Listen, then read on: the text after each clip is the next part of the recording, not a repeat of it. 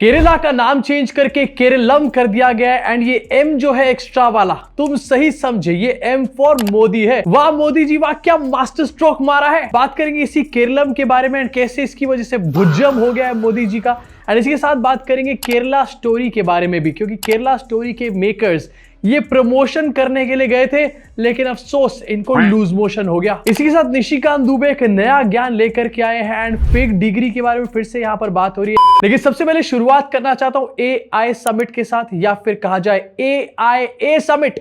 आदरणीय श्री नरेंद्र मोदी जी के नेतृत्व में AIA का सफल AIA नहीं AI। मोदी जी ने इतना बड़ा AI समिट कराया एंड मोदी जी कह रहे थे कि कांग्रेस के लोगों ने खराब कर दिया। अरे मोदी जी, आपके अपने लोग बैठे हैं ना, कांग्रेस को जरूरत ही नहीं है खराब करने की। ये बीजेपी के एक नेता हैं जो कि बीजेपी के ऑफिस के बाहर ही खड़े हुए हैं एंड ये AI समिट को AIA समिट बोल रहे हैं। एंड थैंक गॉड इस बंदे ने AI समिट को AIMIM समिट नहीं बोला। अब इन भाई साहब ने AI समिट को AIA समिट तो बोल दिया, लेकिन साथ में इन भाई साहब को AI का फुल फॉर्म भी नहीं पता था। क्या कर रहे हो मोदी जी? AI समिट करने से पहले कम से कम अपने भक्तों को तो बता देते। आप ज्यादा जानते हैं। नहीं, ज्यादा हम जानते हैं, सही बात है कि ज्यादा जानते हैं। ठीक। AI क्या होता है? भारतीय जनता पार्टी के नेता है। AI क्या होता है? और चलो यार, क्या होता है AI? What is AI? AI क्या होता है? चलो माइक छोड़िए। AI क्या होता है? 5 बार पूछा कि AI का मतलब क्या है, लेकिन नहीं बता पा रहे। मोदी जी, मेरे पास एक आइडिया है अपने पार्टी के नेताओं को ये बताने के लिए कि AI का फुल फॉर्म क्या होता है। इसके लिए AI का यूज करके एक एप्लीकेशन बना सकते हो आप। इनफैक्ट जब इन भाई साहब को AIA पे पकड़ लिया गया उसके बाद का रिएक्शन दिखाना चाहता हूं। भाई साहब बुरा मान गए, मतलब खुद को ही नॉलेज नहीं है, खुद का पोपट हो गया, लेकिन बुरा भी खुद ही मानना है। आदरणीय श्री नरेंद्र मोदी जी के नेतृत्व में AIA का सफल AIA नहीं AI।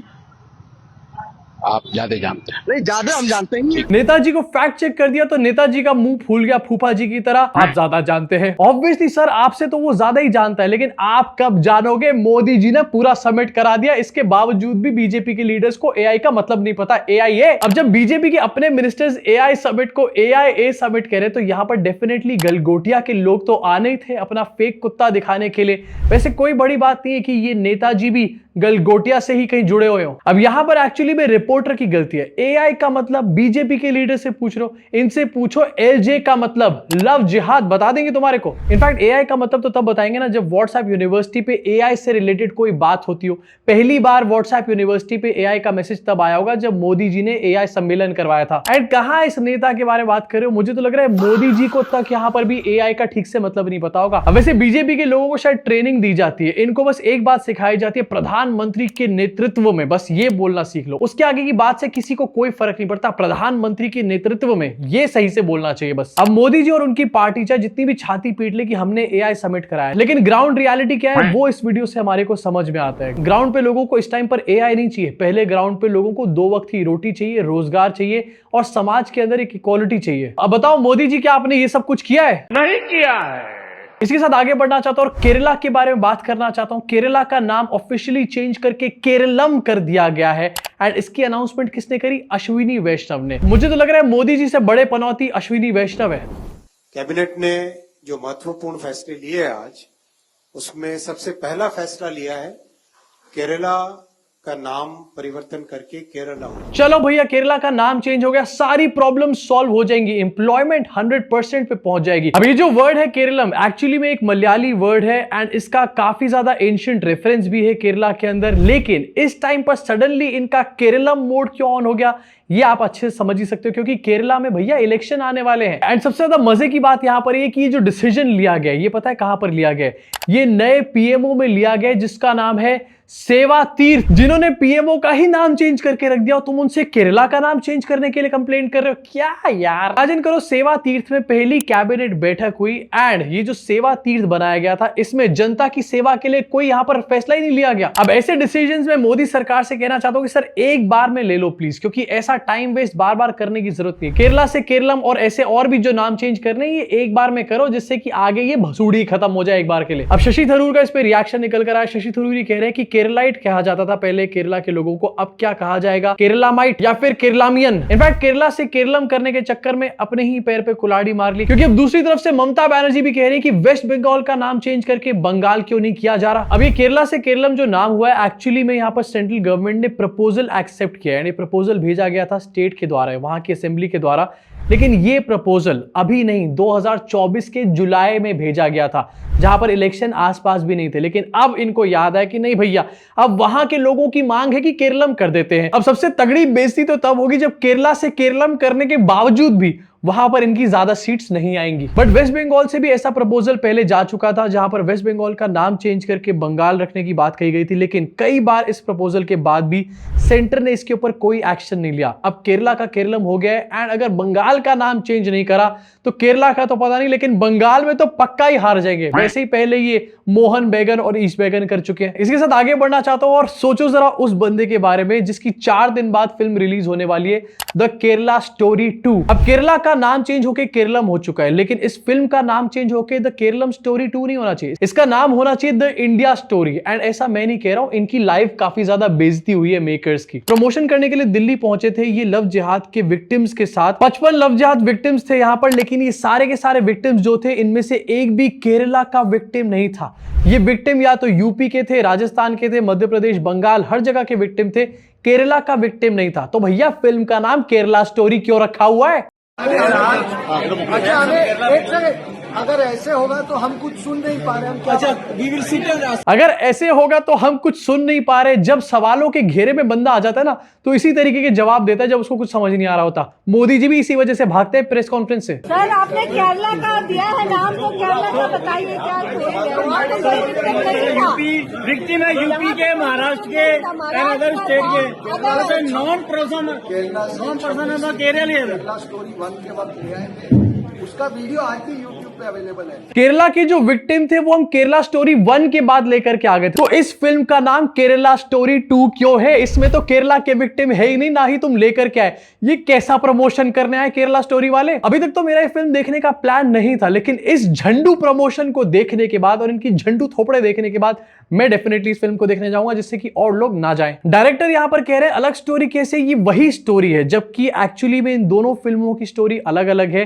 एंड कंट्रोवर्सी इसके अराउंड काफी ज्यादा चल रही है। पहली कंट्रोवर्सी केरला स्टोरी 2 के अराउंड तब शुरू हुई जब इसका ट्रेलर सामने आया, एंड ट्रेलर में कुछ इस्लामिक लोग दिखाया गया यहाँ पे एक हिंदू महिला को पकड़ करके बीफ खिलाने की कोशिश कर रहे हैं। अब वैसे तो ये साफ साफ प्रोपेगेंडा सीन है, लेकिन इसकी सच्चाई क्या है ये भी आपको दिखाना चाहता हूं। दिखाया तो क्या कि हिंदू महिला को बीफ खिलाने की कोशिश करी गई, बट केरला की सच्चाई ये है कि वहां पर 80% लोग बीफ खाते हैं। वहां पर ये एक स्टेपल फूड की तरह, इनफैक्ट वहां पर जो हिंदूज भी हैं वो भी बीफ खाते हैं। ना ही विक्टिम्स केरला के, और जो सीन दिखाया जा रहा है उसका भी केरला से कोई लेना देना नहीं। तो फिल्म का नाम क्यों है केरला स्टोरी? इसी साथ एक और कंट्रोवर्सी, ये फिल्म जो है लव जिहाद के ऊपर है, एंड लव जिहाद के विक्टिम्स को ही लेकर के आया गया था। लेकिन अफसोस की बात यहां पर है कि जिस लव जिहाद के बारे में यहां पर बातें करी जा रही है, मिनिस्ट्री ऑफ होम अफेयर्स वो उस टर्म को यहां पर मानती ही नहीं है। खुद मिनिस्ट्री ऑफ होम अफेयर्स ने यहां पर यह बात बोली कि लव जिहाद जैसा कोई टर्म एग्जिस्ट ही नहीं करता उनके हिसाब से। इनफैक्ट एनआईए ने 2020 में 2 इंटरफेथ मैरिजेस का यहां पर इन्वेस्टिगेशन करी थी, लेकिन उसको भी कहा गया कि ये काफी नहीं है लव जिहाद की थ्योरी को प्रूव करने के लिए। जिस चीज को मिनिस्ट्री ऑफ होम अफेयर्स ही नहीं मानती उसके ऊपर फिल्म बनाई जा रही है, एंड कोई ऑब्जेक्शन नहीं है भैया, सारे सर्टिफिकेट इनको मिल रहे हैं। अब देखो, मैं यहां पर बिल्कुल नहीं बोल रहा हूं कि ऐसे केसेस नहीं होते जहां पर बहला फुसला के हिंदू लड़कियों से शादी कर ली जाती है, होते होंगे, लेकिन क्या 2-3 केसेस से पूरी कम्युनिटी को कहा जा सकता है कि ये तो लव जिहाद फैला रहे हैं भैया? वैसे जो राइट पे खड़े हुए हैं ये फिल्म के प्रोड्यूसर है, इनका नाम है विपुल अमृतलाल शाह, एंड ये एक गुजराती बंदा है, मतलब भाई साहब गुजरात से हैं। फिल्म में जो स्टोरी दिखाई है वो राजस्थान उत्तर प्रदेश से है, लेकिन फिल्म का नाम द केरला स्टोरी 2 है। अब इन प्रोपेगेंडा मूवीज की यही खासियत है, ये सिर्फ उन्हीं स्टेट्स के ऊपर बनती है जहां पर विपक्ष की कोई सरकार चल रही होती है। कश्मीर, वेस्ट बंगाल या फिर केरला, एक बार भी कहीं पर गुजरात फाइल्स या फिर गुजरात स्टोरी नहीं बन रही, या फिर उत्तर प्रदेश के यहां पर विक्टिम्स दिखाए गए, लेकिन उत्तर प्रदेश स्टोरी नहीं है भैया ये, क्योंकि वो तो बीजेपी का स्टेट है ना। वैसे विपुल शाह एक गुजराती बंदा है, एंड अगर ये गुजरात फाइल्स वगैरह या फिर गुजरात स्टोरी बनाएगा ना तो इससे ज्यादा मसाला मिल जाएगा, क्योंकि गुजरात में हर आए दिन कोई ना कोई फ्रॉड होता रहता है। लेकिन फिर भी जरा एक बार इमेजिन करो किस लेवल की बेइज्जती है। जिन लोगों के लिए प्रोपेगेंडा फिल्म बनाई है उन लोगों ने फिल्म रिलीज होने से 3 दिन पहले उस स्टेट का ही नाम चेंज कर दिया। तालियां हो जाए इस बेइज्जती के लिए। इसके अलावा फिल्म में कितने बड़े झोल हैं आपको इससे समझ में आ जाएगा। केरला हाई कोर्ट ने रिसेंटली बोला कि भाई फिल्म की स्क्रीनिंग होनी चाहिए केरला स्टोरी 2 की, तो इसके जो मेकर्स हैं उन्होंने मना कर दिया कि भैया हम कोई स्क्रीनिंग नहीं करने वाले केरला हाई कोर्ट में। क्यों? अगर आपने कुछ गलत नहीं किया है तो आखिरकार आप जुडिशरी से बच के भाग क्यों रहे हो? इनफैक्ट यहाँ पर एक और झोल है, केरला स्टोरी 1 के जो डायरेक्टर थे वो केरला स्टोरी 2 को डायरेक्ट नहीं कर रहे हैं, डायरेक्टर ही छोड़ करके भाग चुका है, तो केरला स्टोरी कैसे हो गई है? इसी के साथ आगे बढ़ना चाहता हूं, द बीजेपी स्टोरी के बारे में भी थोड़ा थोड़ा सा बात कर लेते हैं। कांग्रेस बार बार कह रही थी पीएम इज कॉम्प्रोमाइज, तो बीजेपी वाले एक कैंपेन लेकर आए, कह रहे कि कांग्रेस इज कॉम्प्रोमाइज और नेहरू इज कॉम्प्रोमाइज की बातें करी जा रही है। ठीक है भैया, नेहरू इज कॉम्प्रोमाइज, तो अब क्या नेहरू का इस्तीफा कराओगे? क्या नहीं करा सकते ना, लेकिन मोदी जी का तो करा सकते हो। एंड बकायदा इस कैंपेन में एलिगेशन लगाए जा रहे हैं कि नेहरू से लेकर राहुल गांधी तक, इंदिरा गांधी, सोनिया गांधी, सब लोग कॉम्प्रोमाइज्ड हैं। देख रहे हो, ओरिजिनल पॉलिटिकल कैंपेन भी ये लोग सोचकर नहीं लेकर आ सकते, ये भी इस टाइम पर कांग्रेस से चुराने का काम कर रहे हैं। अरे और कुछ नहीं तो कैंपेन डिजाइन करने के लिए तो एआईए का यहां पर यूज कर लेते, इससे बेटर कैंपेन तो एआईए बना देता। इसी के साथ निशिकांत दुबे भी आए हैं अपना ज्ञान लेकर, ये कह रहे हैं कि एलओपी का जो पद है वो बीजेपी पहली बार लेकर के आई थी। मतलब बीजेपी के हिसाब से एलओपी की जो पोस्ट है वो भी मोदी जी ने क्रिएट करी है, हर जगह मोदी चिपका दो बस। आपको पता है कि 1947 में पहली बार इस देश में सरकार बनी, 1952 में पहली बार चुनाव हुए, 25 साल तक 1977 तक विपक्ष के नेता का कोई पद नहीं था। 25 साल तक ये जब जनता पार्टी की सरकार आई, भारतीय जनता पार्टी की सरकार आई, तो हमने ये तय किया कि भैया ऐसे काम नहीं चलेगा। लोकसभा के पहले लीडर ऑपोजिशन का नाम था डॉक्टर राम सुहाग सिंह, जो कि 1969 में बने थे। एंड बीजेपी का फाउंडेशन ईयर है 1980। एंड इससे पहले अगर जनता पार्टी की भी बात करी जा रही तो 1977 में नहीं बना था पहला एलओपी 1969 में बना था। लेकिन नहीं, डिग्री दुबे को ये कहां से पता होगा? डिग्री का तो पता नहीं, लेकिन सर एआईए का इस्तेमाल तो कर लेते हैं यहां पर। अब दुबे जी के ज्ञान के बारे में आपका क्या कहना है? नीचे कमेंट सेक्शन में अपनी भड़ास को पूरी तरीके से निकाल डालो। एंड साथ में क्या आप लोग एआईए का यूज कर रहे हो अपनी लाइफ में? बताना जरूर कमेंट सेक्शन में। मुलाकात करूंगा आप सब लोगों से चैनल के अगले वीडियो में। वैसे जाते जाते आपको ये बताना चाहता हूं, ये जो मालवीय नगर का केस हुआ था, जहां पर अरुणाचल प्रदेश की लड़की के साथ रेसिज्म हुआ था, वहां पर जो कल्प्रिट्स थे उनको गिरफ्तार कर लिया गया। सारी हेकड़ी निकल चुकी है। इनफैक्ट पुलिस के एक्शन की यहां पर मैं तारीफ करना चाहूंगा, क्योंकि इससे एक एग्जांपल सेट होता है। एंड साथ में ये भी एग्जांपल सेट होता है कि सोशल मीडिया पे अपनी आवाज उठाते रहनी चाहिए, चाहे सामने वाले के कान पे जू रेंग रही हो या फिर ना रेंग रही हो, क्योंकि प्रेशर तो कहीं ना कहीं बन ही रहा होता है।